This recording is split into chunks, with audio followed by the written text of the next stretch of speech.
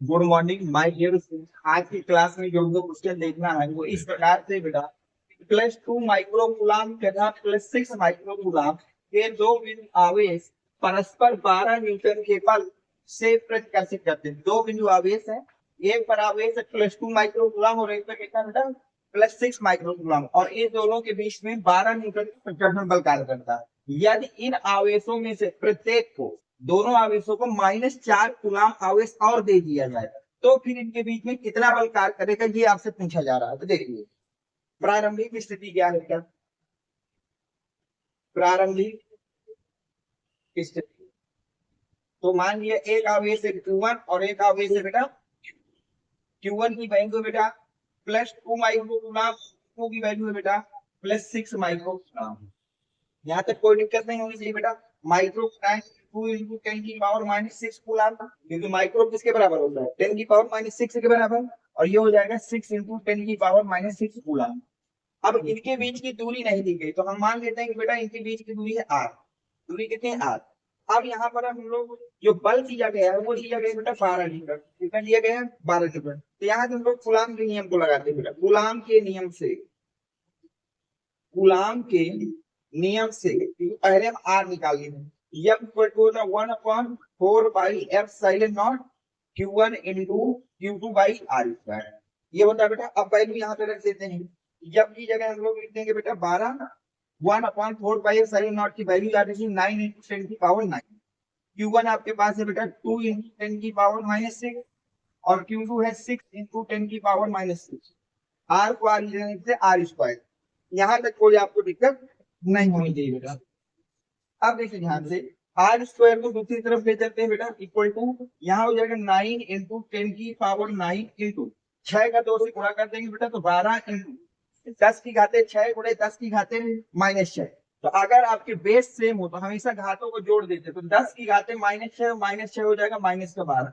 नीचे ये वाला 12 नीचे आ जाएगा बेटा, यहाँ से 12, 12 से 12 क्या हो जाएगा बेटा कट जाएगा। तो finally r square equal to हो गया 9 इंटू, अब देखिए यहाँ ये 10 की पावर 9 है, ये 10 की पावर -12 है। जो ऐड करोगे तो बचेगा 10 की पावर -3। इसको इतने में रह दिए आर स्क्वायर। ये वैल्यू किसकी हो गई बेटा आर स्क्वायर। अब सेकेंड कंडीशन क्या दी गई बेटा, ध्यान से देखिएगा। अब जो बिंदु आवेश है इनमें से प्रत्येक को -4 कूलाम आवेश दे देना है। अब नया आवेश मान लेता हूँ बेटा Q1 डैश, और इसको मान लेता हूँ Q2 डैश। ये देखो पहले से था बेटा +2 माइक्रो कूलाम और माइनस का 4 माइक्रो कूलाम स्कोर दे दिया।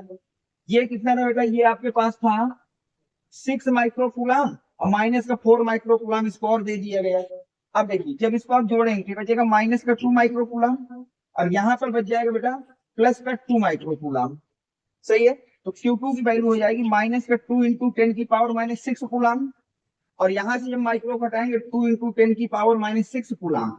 और दूरी के विषय में कुछ नहीं बोला, तो जो दूरी पहले थी उसी दूरी को बाद में मानेंगे आर स्क्वायर। तो वो दूरी मान लिया आर है। तो नए आवेश आपके पास ये हो गए, क्योंकि उसने बोला है कि प्रत्येक को -4 कूलाम, 4 माइक्रो कूलाम आवेश देना। तो हमने Q1 को भी दे दिया और Q2 को भी दे दिया। अब यहां से हम लोग लिखेंगे बेटा कूलाम के नियम से, कूलाम कूलाम के नियम से। गुलाम का नियम बेटा क्या कहता है, गुलाम का नियम कहता है, अब जो नया बल है उसका नाम दे देते हो एफ डैश। इसका नाम क्या दे देते हो बेटा f dash. F dash equal to 1/4 pi epsilon not Q1 dash into Q2 dash divide by r square. ये बन जाएगा बेटा। अब देखिए यहाँ पे वैल्यू रख लेते हैं।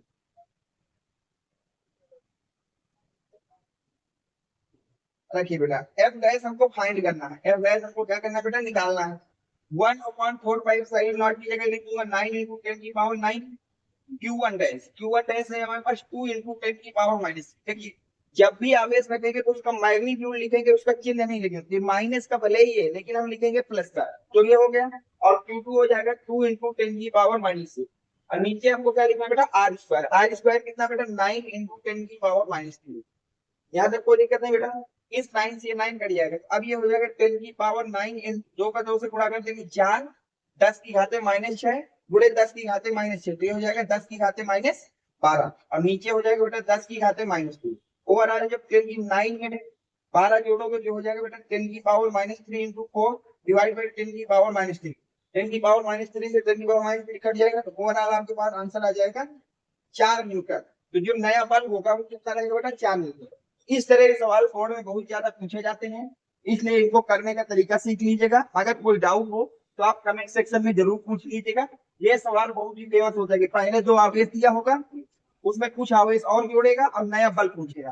पहली कंडीशन से हमको दूरी निकालनी होती है और दूसरे में हमको कंडीशन लगाकर उस दूरी का यूज करके आंसर निकाल दिया जाता है। उम्मीद करता हूँ कि ये क्वेश्चन आपके समझ में आया होगा। प्लीज वीडियो को लाइक कर देना, चैनल को सब्सक्राइब कर देना।